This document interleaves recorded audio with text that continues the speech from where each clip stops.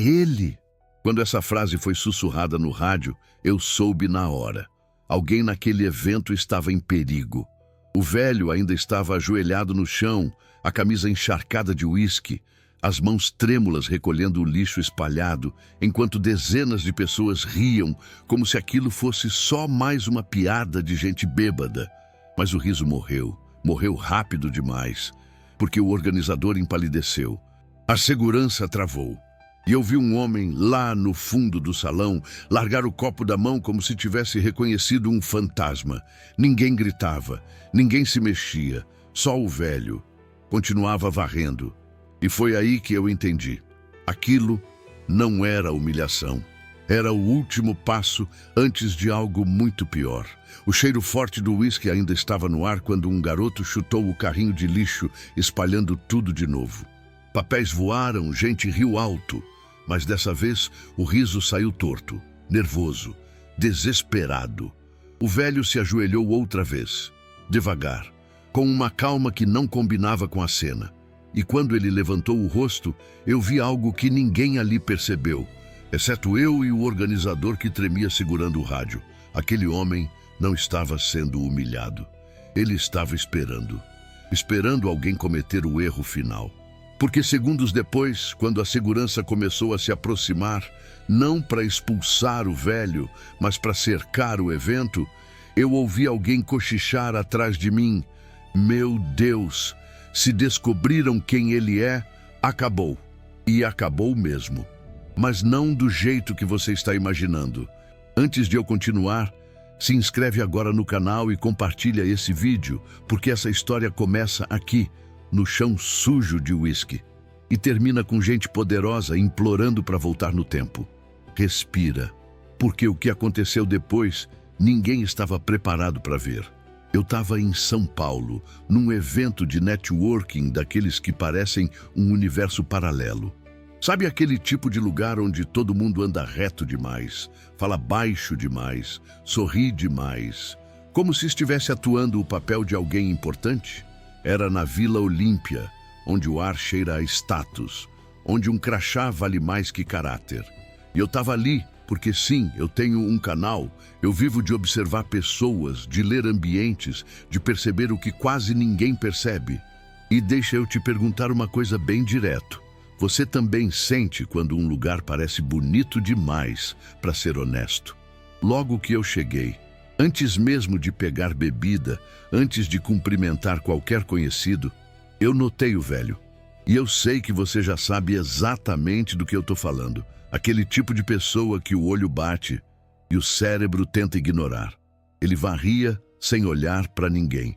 Não porque era tímido, mas como se tivesse aprendido ao longo da vida que levantar a cabeça só traz problema. Como se o mundo fosse uma calçada infinita e ele tivesse sido condenado a limpá-la em silêncio.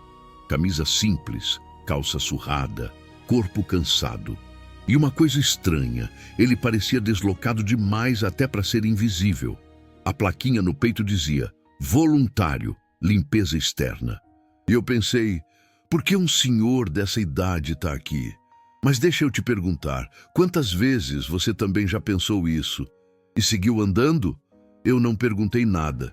Ninguém perguntou, porque a verdade é dura. A gente se acostuma a não enxergar certas pessoas.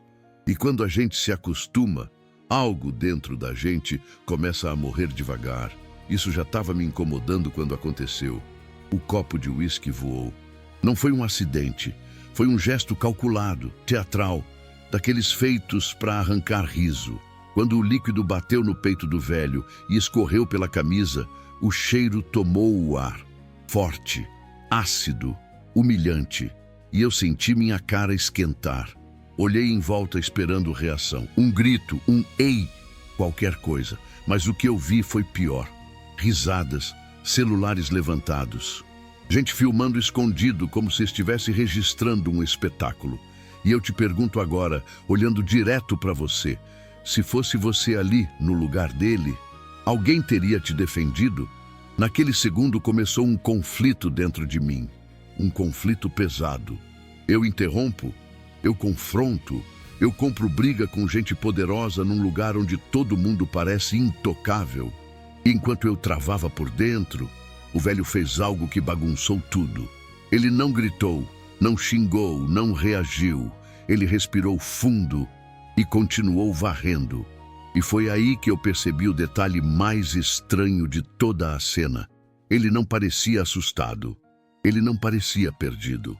Ele não parecia humilhado. Ele parecia preparado. Preparado não no sentido de aceitar aquilo. Ninguém deveria aceitar. Mas preparado como quem já sabia que esse momento chegaria. Como quem já tinha visto aquele filme antes. E sabia exatamente em que parte estava. Como se aquilo fosse apenas um passo dentro de algo muito maior. E então veio o chute. O garoto, cercado de risadas, chutou o carrinho de lixo. Tudo virou. Papéis voaram. Sujeira se espalhou. Riso geral. O velho se ajoelhou, devagar demais para ser submissão. Calmo demais para ser derrota. Enquanto ele recolocava tudo no lugar, eu vi o rosto dele se inclinar levemente para o chão. E ele sorriu, um sorriso quase invisível, um sorriso que você só percebe quando já está atento demais. E naquele exato instante, eu senti um arrepio subir pela espinha. Porque eu pensei exatamente isso, e talvez você esteja pensando agora comigo, isso não é normal. Esse homem sabe de algo, e a gente acabou de entrar no capítulo errado da história. E foi aí que eu tive certeza. Aquilo não era o começo do problema, era o aviso. Logo depois da humilhação, quando ainda tinha uísque pingando no chão e gente rindo sem graça, eu vi algo que quase ninguém percebeu. O organizador, um cara chamado Fábio, terno escuro perfeitamente alinhado, relógio caro no pulso, postura de quem manda sem precisar levantar a voz. Ele não riu, ele não filmou, ele empalideceu. E isso me chamou a atenção na hora, porque deixa eu te perguntar, quando alguém poderoso fica pálido, você acha que é por dó ou por medo? Fábio se afastou rápido, rápido demais. Chamou dois colegas com um gesto discreto, quase nervoso. Os três ficaram parados, olhando para o velho como se estivessem vendo algo impossível. Não era curiosidade, era reconhecimento. Reconhecimento assusta. Eu me aproximei devagar.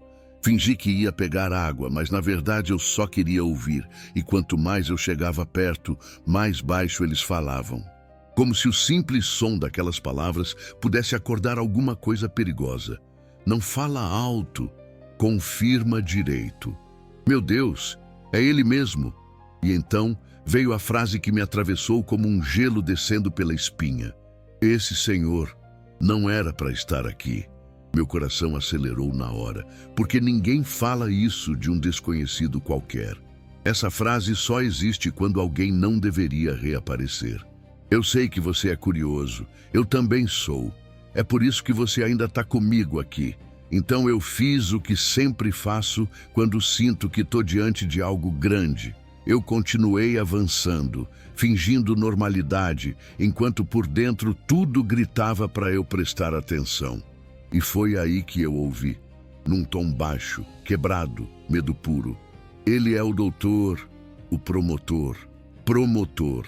A palavra ecoou na minha cabeça como um soco.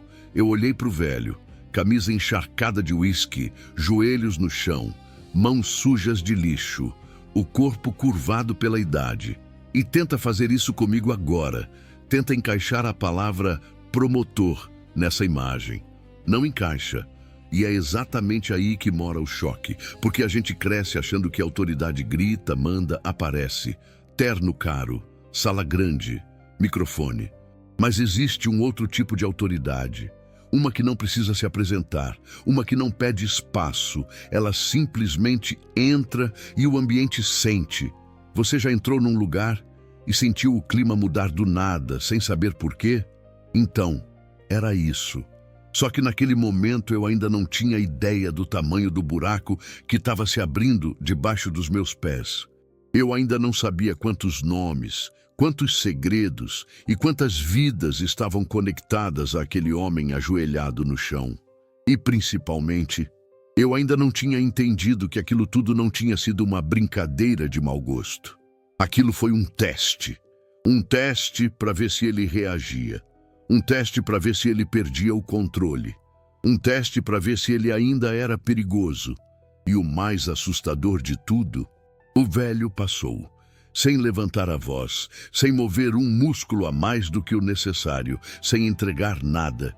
E nesse instante, olhando para ele, eu tive um pensamento que talvez você esteja tendo agora também. Se esse homem passou no teste, o que acontece com quem armou isso? E eu te digo, ninguém ali estava preparado para descobrir. Foi ali que tudo começou a fazer sentido. Ou melhor, foi ali que tudo começou a ficar assustador. Eu comecei a ligar os pontos, um por um, como quem monta um quebra-cabeça sabendo que a imagem final não vai ser bonita. O organizador chamou a segurança do evento, mas presta atenção nisso. Não foi daquele jeito bruto, não foi "tira esse velho daqui agora". Foi o oposto. A segurança se aproximou com cuidado, postura reta, olhar atento ao redor, não para expulsar, para proteger.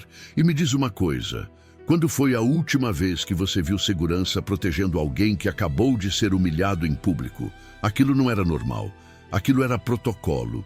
E aí entrou em cena uma mulher chamada Renata, claramente alguém de hierarquia alta ali.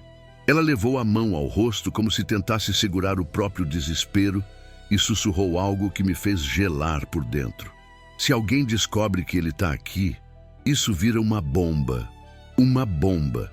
Não um problema, não um constrangimento. Uma bomba. Naquele instante eu pensei, pronto, tem escândalo grande por trás disso. E quando eu olho de novo para o salão, eu vejo o efeito dominó começar.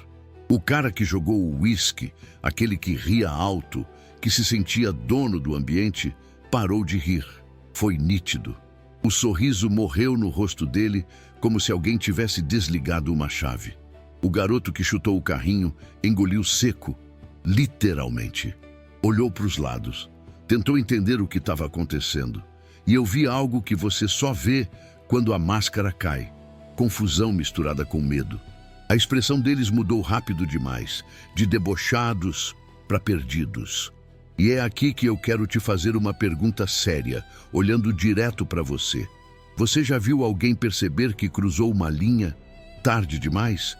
Porque existe um tipo de medo que não vem de ameaça física, não vem de grito, não vem de violência, vem do entendimento de que você humilhou alguém e acabou de descobrir que essa pessoa tem poder suficiente para destruir sua vida inteira sem levantar a voz, sem escândalo, sem cena, só com consequências.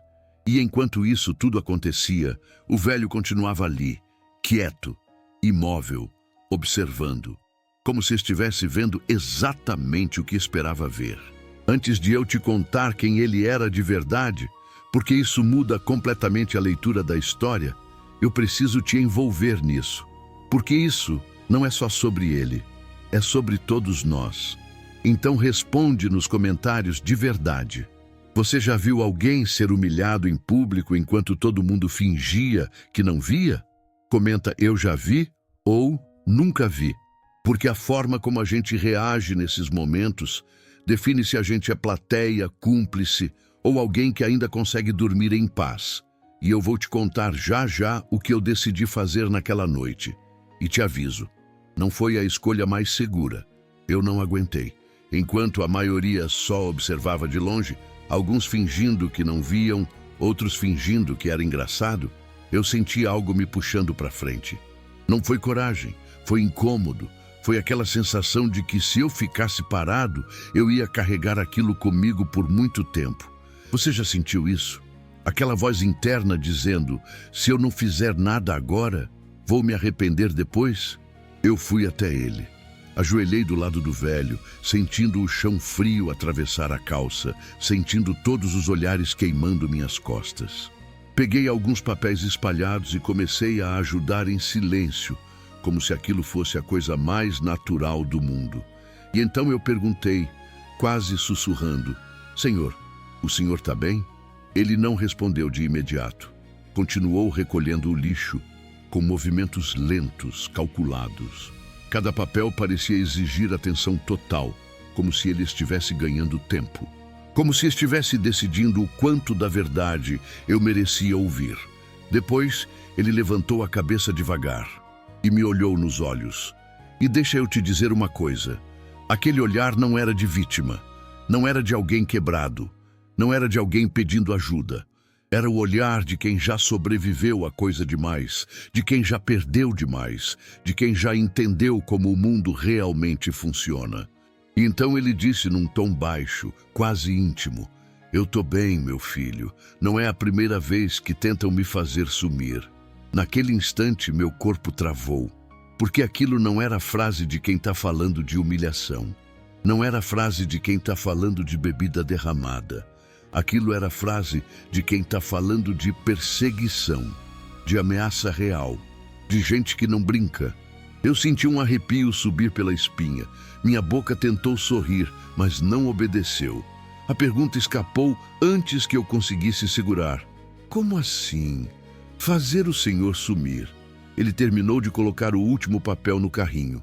Alinhou tudo com cuidado. Limpou as mãos na calça como se estivesse encerrando um ritual. E só então respondeu, com uma calma que não combinava em nada com o que ele estava dizendo. Uma calma que, sinceramente, me deu medo. "Hoje é só uísque." Ele fez uma pausa curta. "Precisa. Amanhã é silêncio. Silêncio." Você entende o peso dessa palavra? Não é barulho, não é confusão, é ausência. É quando alguém desaparece e ninguém pergunta. É quando a história para no meio. E depois de dizer isso, ele simplesmente voltou a varrer, como se tivesse acabado de largar uma bomba no meu colo e decidido seguir o dia normalmente. E eu fiquei ali, ajoelhado, com o coração acelerado, tentando processar o que tinha acabado de ouvir. E foi nesse momento que um pensamento me atravessou inteiro. E talvez atravesse você agora também. Eu acabei de entrar em algo muito maior do que eu. Algo que eu não pedi. Algo que eu não controlei. Algo que, a partir daquele segundo, já não me deixaria sair ileso. E eu te pergunto, olhando direto para você agora, se fosse você ali, você teria levantado e ido embora? Ou teria ficado, mesmo sabendo que certas verdades cobram um preço alto demais? Porque eu fiquei, e essa decisão mudou tudo. Poucos minutos depois, quando o clima já estava estranho demais para ser ignorado, o cara do uísque se aproximou. E eu percebi na hora, ele não vinha por arrependimento, ele vinha por medo. A voz dele tentou sair simpática, quase brincalhona, mas falhou no meio do caminho. Tinha algo quebrado ali. "Ô, seu, desculpa aí, foi brincadeira, né? O senhor sabe como é? A gente estava animado. E deixa eu te perguntar uma coisa. Você já viu alguém pedir desculpa só porque percebeu que perdeu o controle da situação?" O velho não respondeu. Não levantou a cabeça, não mudou o ritmo, não parou de varrer. O silêncio foi tão pesado que parecia um empurrão no peito. E esse silêncio fez algo perigoso. Atingiu o ego do cara. Porque quando alguém ignora, machuca mais do que qualquer xingamento. Ele insistiu, agora com a voz um pouco mais dura, como se precisasse recuperar a autoridade. "Tá ouvindo? Eu tô pedindo desculpa." E foi aí que o velho fez algo que eu nunca vou esquecer enquanto viver. Ele parou. Só isso já foi suficiente para gelar o ambiente. Depois, sem pressa nenhuma, virou apenas o rosto. Não o corpo inteiro. Só o rosto, como quem controla cada detalhe do movimento, e disse num tom baixo, firme, impossível de discutir: "Quando alguém pede desculpa de verdade, não precisa plateia." A frase caiu como um tapa, e naquele instante eu vi o sorriso do cara morrer. Ele tentou rir, um riso torto, fraco. Olhou para os lados procurando alguém para rir junto, alguém para salvar a situação, alguém para dividir a vergonha. Mas não tinha ninguém, porque agora todo mundo tinha entendido que aquilo tinha passado do ponto. Enquanto ele falava, eu comecei a notar algo que me deu arrepios. Pessoas importantes do evento estavam observando de longe, não curiosas, não divertidas, tensas. Era aquele tipo de tensão silenciosa que diz: isso aqui não pode sair do controle.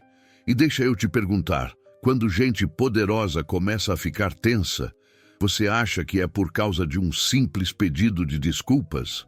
A resposta veio rápido. O organizador Fábio se aproximou. O mesmo Fábio, confiante de antes, agora parecia outro homem. A postura mudou, o tom mudou, até a respiração parecia medida. Ele se dirigiu ao velho, como se estivesse falando com alguém muito acima dele. Doutor, posso falar com o senhor um instante? Doutor. A palavra ecoou no ar como um martelo. E ali, naquele segundo, tudo se encaixou. Aquele varredor não era só um velho ignorado. Aquele voluntário não era qualquer um. E o jeito que Fábio falou não era educação, era hierarquia. O cara do uísque empalideceu. De verdade. O garoto do carrinho praticamente evaporou. Olhou para os lados, deu 2 passos para trás e sumiu no meio da multidão como quem foge de um incêndio invisível. E eu senti aquela sensação inconfundível subir pela nuca. Aquela sensação que só aparece quando a verdade está prestes a sair do esconderijo. Você conhece essa sensação? Porque naquele momento eu soube. A história tinha virado. E quem achava que estava no controle tinha acabado de perdê-lo. Antes de eu continuar, eu preciso parar você aqui comigo por alguns segundos. Olha para mim. Ou melhor, me escuta. Se você está assistindo isso agora e ainda não se inscreveu no canal, faz isso agora. Não depois, não no final. Agora, e eu vou te explicar o porquê. O que vem a seguir não é fofoca de evento. Não é exagero de internet. Não é historinha para preencher vídeo. É uma história sobre poder de verdade. Sobre como pessoas são esmagadas em silêncio. Sobre humilhação usada como ferramenta. E sobre um tipo de vingança que não grita, mas destrói. E deixa eu te fazer uma pergunta direta. Você realmente acha que histórias assim chegam até o final se não tiver gente disposta a ouvir? Eu demorei dias para digerir o que aconteceu depois daquela cena. Teve coisa que eu quase não contei. Teve parte que eu pensei, isso aqui é pesado demais. Mas se eu tô aqui agora, é porque você merece saber até onde isso foi. Então, se inscreve no canal agora. Não é por número, é porque eu vou contar essa história até o último detalhe, sem cortar, sem aliviar, sem transformar em algo palatável. E eu quero você comigo quando a verdade estourar. Porque quando estoura, não dá para fingir que não viu. Ativa o sininho também. E presta atenção no que eu vou te dizer agora. Tem história que some da internet do nada. Não porque é mentira, mas porque incomoda. E depois do que você vai ouvir daqui para frente, você vai entender exatamente o motivo. Agora sim, respira fundo. Porque a partir daqui, a história fica muito mais perigosa. O organizador levou o velho para um canto mais discreto, perto de uma parede lateral, longe do barulho. Eu fiquei por perto fingindo que mexia no celular, mas eu estava ouvindo. Fábio falou: Doutor Augusto, o senhor não deveria ter vindo. O senhor sabe que tem gente aqui que... O velho cortou com a mão sem agressividade. Eu sei exatamente quem está aqui. Fábio engoliu seco. Então, por que o senhor veio? E aí veio a frase que mudou tudo. Porque hoje alguém tentou me transformar em piada. E eu tô cansado de ser piada quando eu carrego um cemitério de segredos. Eu senti meu estômago revirar. Cemitério de segredos não é expressão de quem está falando de burocracia. Eu comecei a entender que aquele velho não era só promotor aposentado. Ele era alguém que tinha derrubado gente poderosa e que, por isso, tinha virado alvo. Mas o que eu não sabia ainda é que o evento inteiro tinha sido montado como um palco. E o velho tinha entrado nele como isca. Enquanto a conversa acontecia, Renata, a coordenadora, apareceu com um tablet na mão. Ela mostrou algo para o velho. Ele olhou e a expressão dele mudou pela primeira vez. Mudou de calma para alerta. Ele disse baixinho, mas eu ouvi. Esse nome não podia estar aqui. Renata falou. Ele confirmou presença hoje à tarde. Disse que vinha só para dar um oi. O velho fechou os olhos por um segundo, como se lembrasse de algo ruim. E aí ele disse, então ele veio terminar o que começou. Eu não sabia quem era ele, mas eu sabia que era alguém perigoso. E eu reparei que o cara do uísque lá longe estava no celular, nervoso, andando de um lado para o outro. E eu pensei, não, ele não tá só com vergonha, ele tá com medo. E agora eu quero uma coisa sua nos comentários, porque isso aqui é chave. Na sua opinião, quem humilha os outros em público faz isso por quê? É insegurança? É crueldade? É vontade de aparecer? Comenta uma palavra: insegurança, crueldade ou aparecer. Eu quero ver se você percebe o mesmo padrão que eu percebi. Eu estava tentando manter distância quando o velho, do nada, olhou para mim e fez um gesto com o dedo. Você, vem cá. Eu gelei. Fui. Ele me encarou como se já me conhecesse. Você tem um canal, né? Eu arregalei os olhos. Tenho... Como o senhor sabe? Ele apontou com a cabeça, bem de leve, para o meu crachá.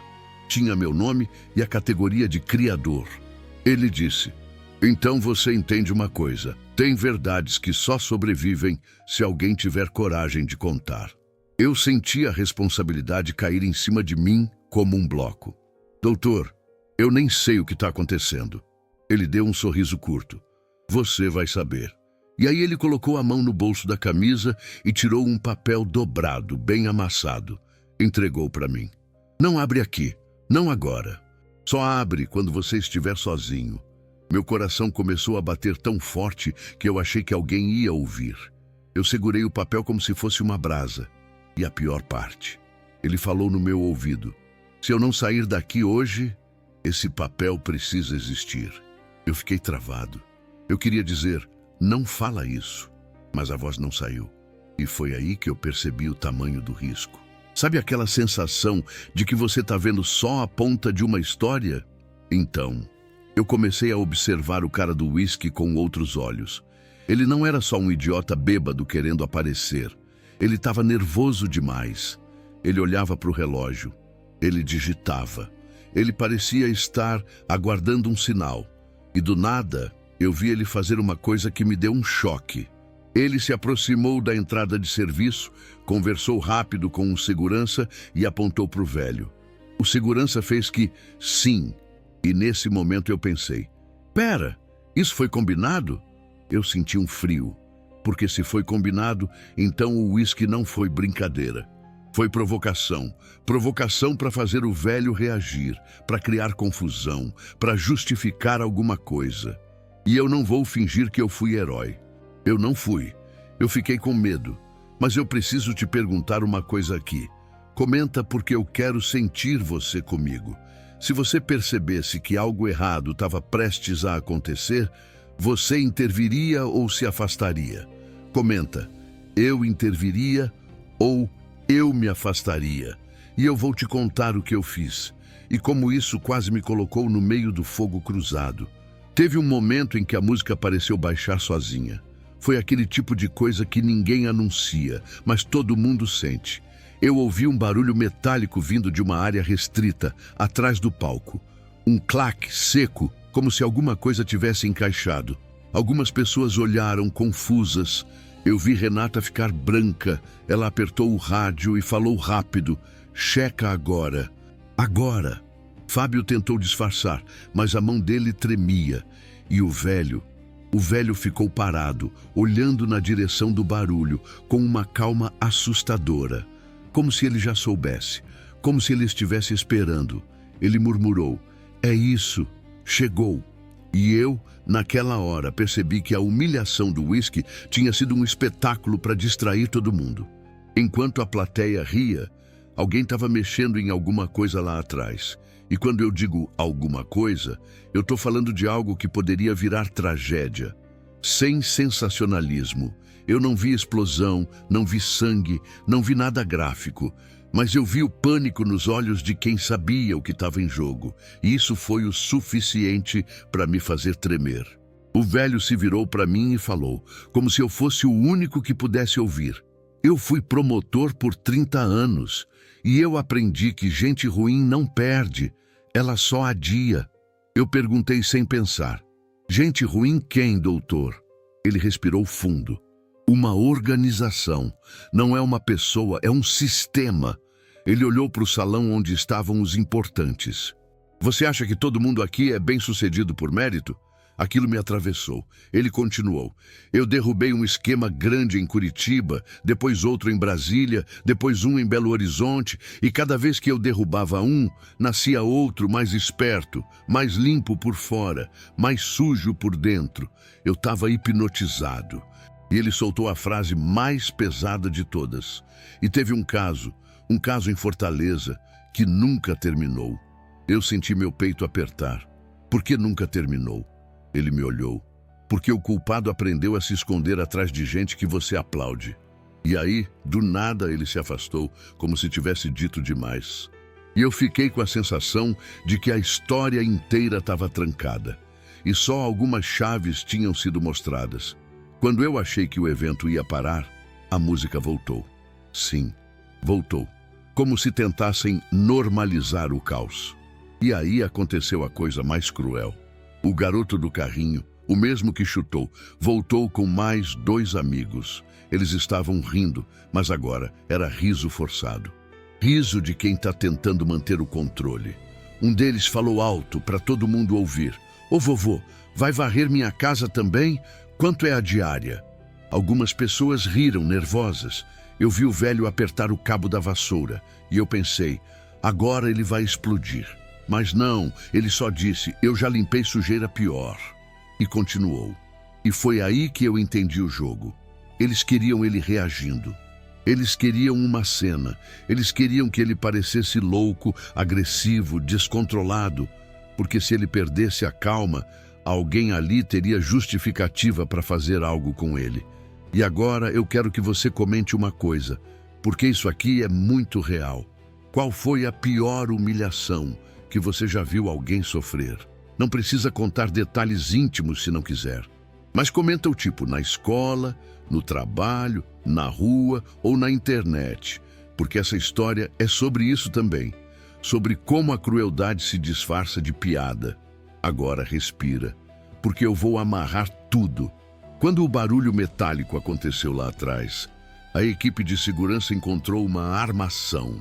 Não vou entrar em detalhes técnicos para não ensinar nada errado para ninguém, mas era algo colocado para causar um incidente sério, daqueles que manchariam o nome do evento, gerariam caos e, principalmente, colocariam a culpa em alguém conveniente. E sabe quem seria o conveniente? O velho, o voluntário, o varredor, o homem que todo mundo já tinha visto sendo humilhado e que, numa narrativa maldosa, poderia ser pintado como revoltado. Só que o plano falhou por um motivo que ninguém esperava.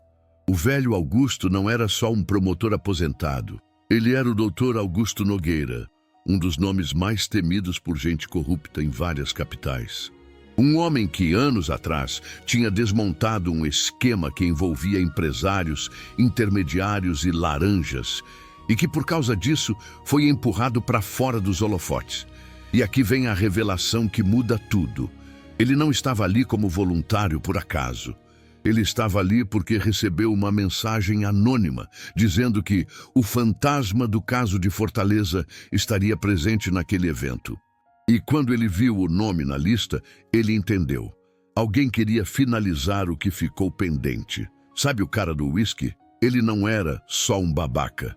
Ele era a isca barulhenta. O verdadeiro alvo era outro. Um homem que chegou no evento sem alarde, cumprimentando gente com um sorriso falso, como se fosse só mais um investidor. Mas que para o velho Augusto era o nome que nunca poderia reaparecer. E quando o velho finalmente ficou frente a frente com esse homem, a atmosfera mudou tanto que parecia que o ar ficou pesado. O velho não gritou, não ameaçou. Ele só disse, eu conheço o seu nome verdadeiro. E eu vi. Eu vi o sorriso do homem morrer. Morrer de um jeito assustador, porque tem gente que vive de máscara. E quando alguém diz que conhece o nome por trás da máscara, a pessoa desmorona por dentro. O organizador Fábio, tremendo, tentou intervir. Doutor, por favor, aqui não. E Augusto levantou a mão. Não se preocupa, eu não vim para escândalo. E aí ele soltou a frase mais fria. Eu vim para lembrar que o passado cobra. Naquele instante, o cara do uísque percebeu que tinha sido usado. Ele começou a pedir desculpa de verdade, a voz falhando. Eu não sabia. Eu juro. Eu só fiz o que me pediram. E o velho, sem levantar a voz, respondeu. É assim que o mal funciona. Ele contrata gente fraca. O garoto do carrinho sumiu, literalmente. Eu procurei e ele já tinha ido embora. E o homem da máscara tentou sair também. Só que a segurança bloqueou a saída. Renata, a coordenadora, estava pálida, mas firme. Não vai sair. E eu entendi a última peça. O evento tinha sido usado como palco, mas não do jeito que o criminoso planejou. Porque o velho Augusto, mesmo aposentado, ainda tinha contatos. Ainda sabia como agir sem fazer espetáculo. Ainda sabia como transformar uma armadilha numa prova. E aí, quando eu finalmente saí dali e abri o papel que ele me deu, eu quase sentei no chão. Era uma lista, não de nomes aleatórios, era uma lista de conexões, cidades, datas, pessoas e um lembrete escrito à mão. Se eu cair, você fala. Eu fiquei dias com isso na cabeça e eu decidi contar porque tem história que, se não for contada, vira poeira. E agora eu vou te pedir tudo, porque se essa história te prendeu até aqui, então você faz parte dela. Se inscreve no canal agora para não perder as próximas histórias, porque eu estou trazendo coisas reais, humanas, intensas, que fazem a gente pensar e sentir. Compartilha esse vídeo com alguém que precisa lembrar que humilhar os outros pode parecer pequeno, até virar uma queda gigantesca. Deixa seu like para esse vídeo chegar em mais gente e para eu saber que você quer mais histórias nessa pegada. Comenta aqui embaixo. Você acha que o velho Augusto fez certo em aparecer mesmo correndo risco? Comenta, fez certo ou foi loucura? Eu vou ler os comentários e responder os mais inteligentes. E se você já viveu algo parecido, não precisa se expor, mas deixa um sinal nos comentários. Eu entendi essa dor. E para fechar do jeito que eu prometi, eu vou te dizer uma coisa. Essa história não termina aqui, porque existe uma outra história ligada a esse caso de Fortaleza, que eu ainda não contei. E ela está aparecendo na tela agora. Clica para assistir agora.